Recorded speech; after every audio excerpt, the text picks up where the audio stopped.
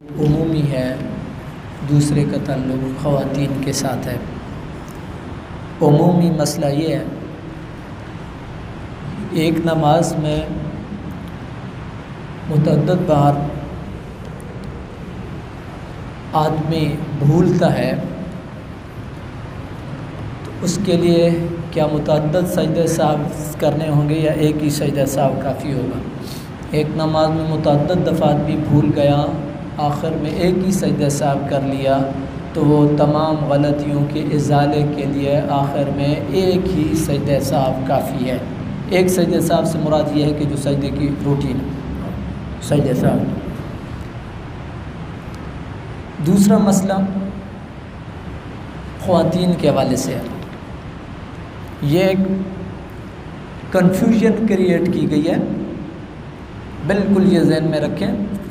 وہ یہ کنفیوژن ہے کہ مرد اور عورت کی نماز میں کوئی فرق نہیں ہے، لہذا جس طرح مرد سینہ تان کے کھڑا ہوتا ہے عورت بھی قیام میں سینہ تان کے کھڑی ہوگی۔ جس طرح مرد رکوع اور سجدے میں ایسے اپنی کونیوں کو پھیلا کر کے سجدہ کرتا ہے تو ایسے ہی عورت بھی سجدہ کرے گی، ایسا نہیں ہے۔ اچھا، اگر کسی کو سمجھانے کی کوشش کریں تو آگے سے جواب یہ ملتا ہے کہ کہاں لکھا ہے؟ میں آپ کو بتاتا ہوں کہاں لکھا ہے۔ قرآن اصول کو ڈسکس کرتا ہے۔ قرآن انفرادی ایک ایک چیز کو نہیں کرتا ہے۔ مثلا اصول کیا قرآن نے دیا ہے؟ قرآن نے اصول دیا ہے اعدلوا هو اقرب للتقوی، عدل کرو۔ قرآن نے یہ نہیں بتایا کہ زمین بانٹنے میں بھی عدل کرو، بیٹوں کو جو ہے نا جی وہ پیسے تقسیم کرنے میں بھی عدل کرو، اس معاملے میں بھی عدل کرو، بھائیوں کے معاملات میں بھی عدل کرو۔ قرآن نے پرنسپل ڈیفائن کیا، اعدلوا، عدل کرو، بس۔ آگے اللہ رب العالمین نے جو 20-25 کلو کا وزن ہمارے اوپر رکھا ہے اس کو ہم نے استعمال کرنا ہے۔ اسی طرح قرآن نے خواتین کے حوالے سے اصول وضع کیا ہے، وَلَا يُبْدِينَ زِينَتَهُنَّ، وہ اپنی زینت کو ظاہر نہ کریں۔ مطلب یہ ہے وہ نماز میں ہو یا غیر نماز میں ہو، وہ ہر وہ طریقہ اختیار کریں گی جس میں ان کا ستر ہوگا۔ وہ تمام وہ چیزیں جن کے اندر ان کے ستر کے کھلنے کا خدشہ ہے یا ان کے ستر کے عیاں ہونے کا خدشہ ہے، ان تمام امور سے وہ اجتناب کریں گی۔ اور یہ جس فقہ کا مسئلہ میں آپ کے سامنے بیان کر رہا ہوں، یہ فقہ کو کمزور فقہ نہیں ہے، یہ وہ فقہ ہے کہ جس کے فقیہ اعظم امام اعظم ابو حنیفہ رحمہ اللہ نے براہ راست صحابہ کرام سے استفادہ کیا ہے۔ امام بخاری کہیں پوتے شاگرد جا کر کے بنتے ہیں امام اعظم ابو حنیفہ کے، لہٰذا یہ کنفیوژن جو ہے وہ کریٹ نہ کی جائے۔ خواتین جس طرح ان کا نماز وہ پڑھتی ہیں، سمٹ کر کے سجدہ کرتی ہیں، وہ بچھ کر کے سجدہ کرتی ہیں اور وہ عاجزی کے ساتھ کھڑی ہوتی ہیں۔ اب جیسے میں آپ کو بتاؤں، مرد جب کرسی پہ بیٹھتا ہے تو مرد اگر ٹانگ پہ ٹانگ رکھ کے بیٹھ جاتا ہے تو کوئی معیوب نہیں ہے، لیکن عورت اگر ٹانگ پہ ٹانگ رکھ کے بیٹھ جاتی ہے تو عجیب لگتا ہے، کیونکہ اللہ رب العالمین نے وہ صنف ہی اس لیے ایسی بنائی ہے کہ وہ ستر ہی ستر ہے عورت۔ یا اب دیکھیں، مرد اگر کسی کے ساتھ لجاجت والے لہجے میں بات کرتا ہے کوئی بات نہیں ہے، عورت اگر کسی سے تھوڑی سی لجاجت والے اور دھیمے لہجے میں اور اس انداز میں بات کرتی ہے، قرآن نے منع کیا فلا تخضعن بالقول۔ اس لیے عورت کے مسائل مختلف ہیں، لہذا یہ جو خواتین جس انداز میں چل رہی ہیں یہ بالکل صحیح چل رہی ہیں۔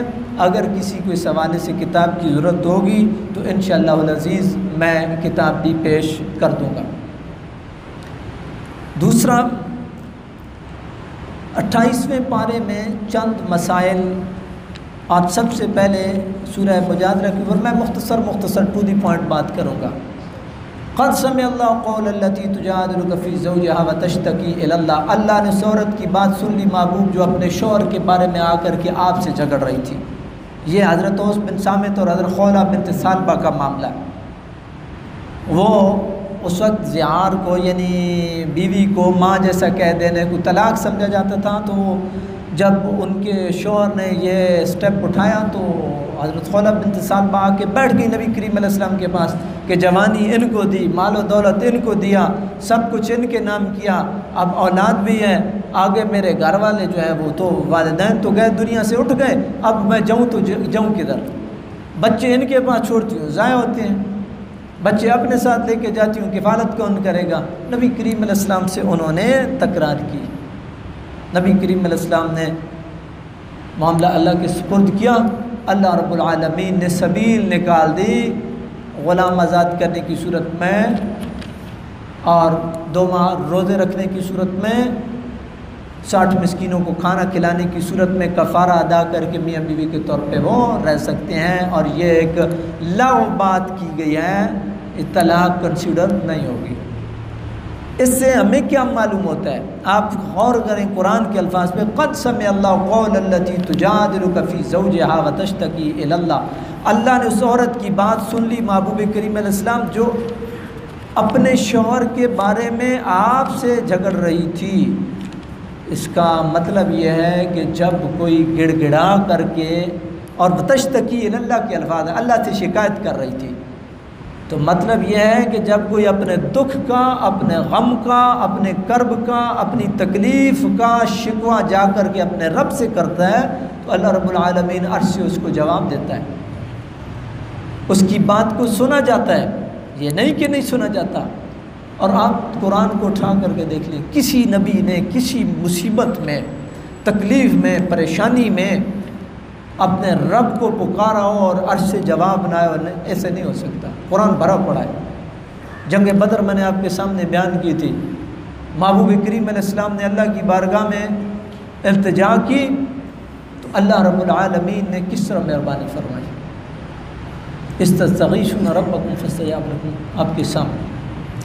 دوسرا اس سورہ مجادلہ میں ایک اور مسئلہ آداب مجلس کے حوالے سے بیان کیا گیا، یا ایھا الذین آمنوا اذا قیل لکم تفسحوا فی المجالس فافسحوا یفسح اللہ لکم۔ اس کا میں مفہوم آپ کی گوش گزار کر دوں، الفاظ ہو سکتے ہیں آپ کو ترجمہ اتنا جلدی وہ نہ ہو۔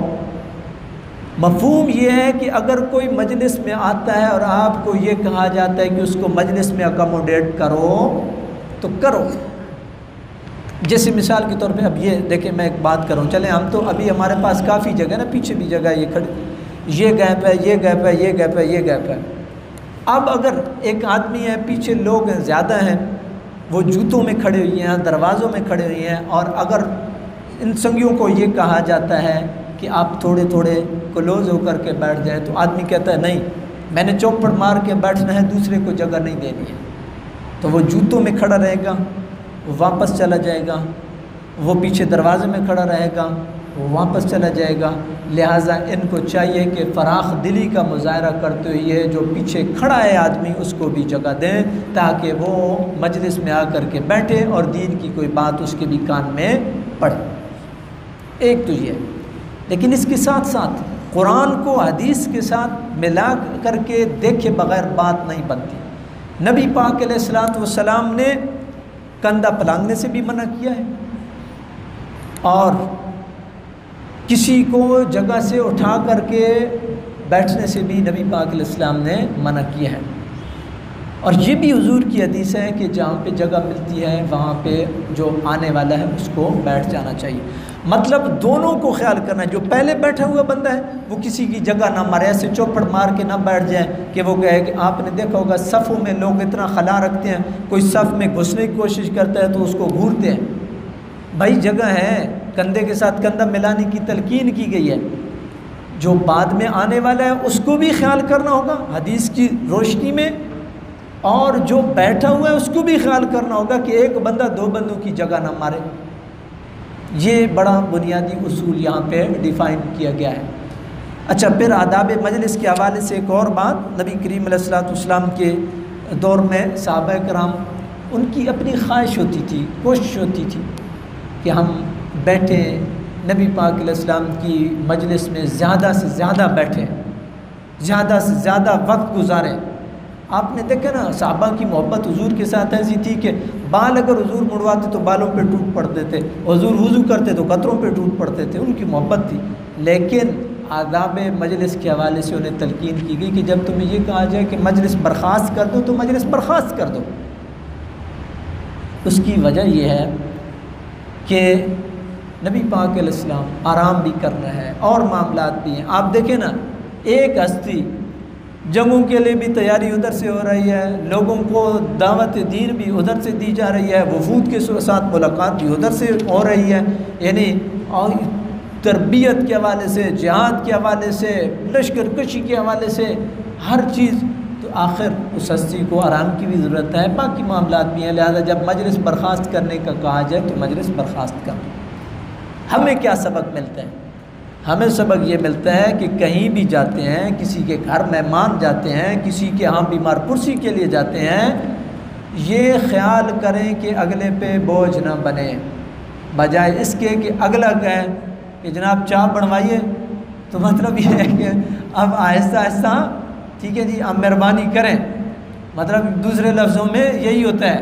ہاں جی، تو اس لیے ہمیں خود تھوڑا خیال کرنا چاہیے، اور بالخصوص مریض کے حوالے سے کبھی بھی بوجھ نہ بنے۔ اعادت سنت مصطفیٰ صلی اللہ علیہ وسلم ہے، نبی کریم علیہ السلام نے حق رکھا ہے مسلمان کا مسلمان کے اوپر، لیکن آپ مریض کے پاس اتنے بھی نہ بیٹھیں کہ وہ بیچارہ تنگ ہو جائے۔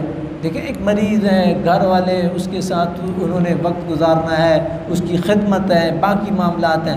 جب ایک آدمی جا کر بیٹھ جاتا ہے تو گھر کے سارے معاملات بالکل وہ ٹھپ ہو جاتے ہیں، اس لیے مناسب وقت۔ اور اگر آپ کسی کے گھر جا رہے ہیں، دیکھیں کہ اگلے کے آرام کا وقت تو نہیں ہے۔ یہ ساری چیزیں وہ ہیں کہ جو ہمیں دین سکھاتا ہے۔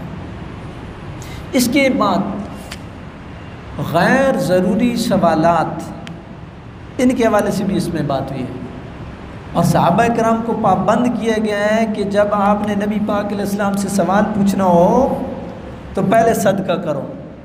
مطلب کیا تھا اس کا اور اس حدیث کے اوپر اور اس آیت کے اوپر عمل کرنے والی ہستی حضرت علی المرتضیٰ رضی اللہ تعالیٰ عنہ ہے۔ اس کے بعد یہ آیت، اس کا حکم منسوخ ہو گیا، اور مسلمانوں کے لیے نرمی کا معاملہ یہ اس لیے کیا گیا، یا ایھا الذین آمنوا اذا ناجیتم الرسول فقدموا بین یدی نجواکم صدقہ ذلک خیر لکم واطہر۔ جب تم رسول اللہ صلی اللہ علیہ وسلم سے کوئی مشورہ کرنا چاہو، بات کرنا چاہو، کوئی سوال پوچھنا چاہو تو صدقہ کرو، صدقہ آپ کی خدمت میں۔ مطلب کوئی اس کی وجہ یہ تھی کہ غیر ضروری سوالات کی بوچھاڑ، اس کو روکنے کے لیے یہ حکم دیا گیا۔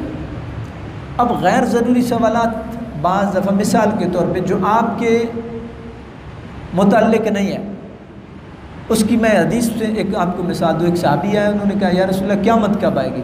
نبی پاک علیہ السلام نے ارشاد فرمایا اس بات کو چھوڑو قیامت کب آئے گی، مفہوم بیان کروں کہ اس بات کو چھوڑو قیامت کب آئے گی، ما عادت تلا، تو نے اس کے لیے تیاری کیا کی ہے، تو نے قیامت کے لیے، یعنی تیرا یہ سوال نہیں ہے کہ قیامت کب آئے گی، تو نے تیاری کیا کی ہے، نماز پڑھی ہے، روزہ رکھا ہے، حقوق العباد ادا کیے ہیں۔ تو جو بنیادی سوال ہے نماز کے حوالے سے ہے، روزے کے حوالے سے ہے۔ ایک آدمی مثال کے طور پہ ایک آدمی ہے، وہ کہتا ہے حضرت موسیٰ علیہ السلام کی والدہ کا کیا نام تھا، تو کیا اگر اس کو نہیں پتہ ہوگا تو کیا ہوگا، اور پتہ چل جائے گا تو کیا ہوگا؟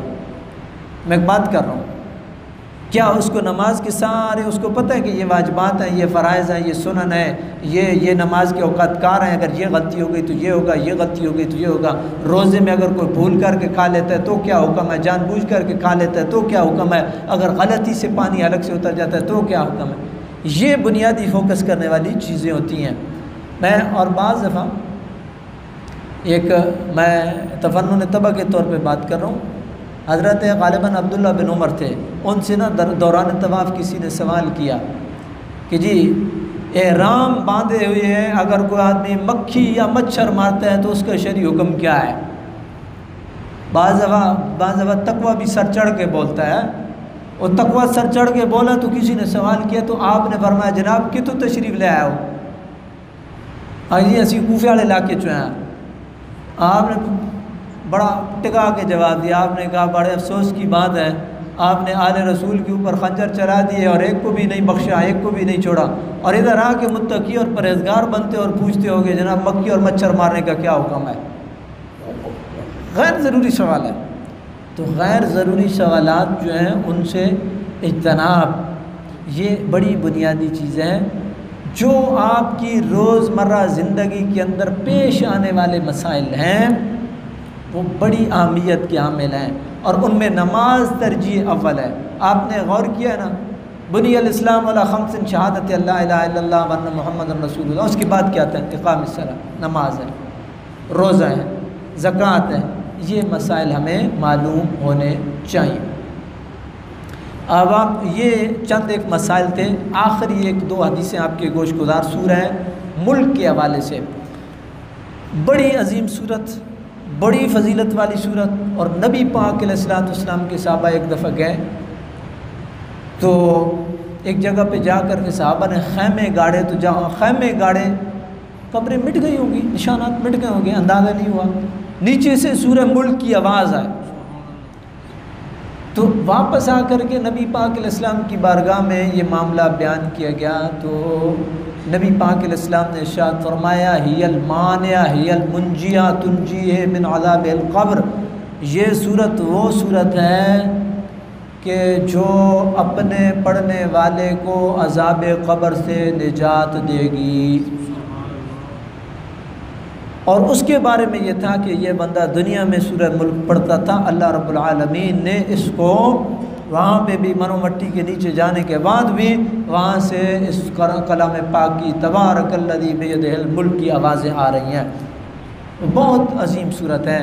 اور اگر آپ تھوڑے سے پیچھے جائیں تو گاؤں دیہاتوں میں معمولات ہوتے تھے بزرگوں کے، وہ ہر جمعرات کو اکثر جو ہے وہ یہ سورہ ملک جو ہے وہ بڑے بڑے جو بزرگ ہیں وہ زیادہ مسئلے مسائل تو جانتے نہیں تھے، لیکن اخلاص والے لوگ تھے، اخلاص والے لوگ، تو وہ سورہ ملک جو ہے اس کی تلاوت کرتے تھے۔ اللہ رب العالمین کی بارگاہ میں یہ دعا ہے، اللہ تعالیٰ کی ذات ہمیں استقامت نصیب فرمائے، جو ہم نے سنایا عمل کی توفیق نصیب فرمائے، آمین یا رب العالمین۔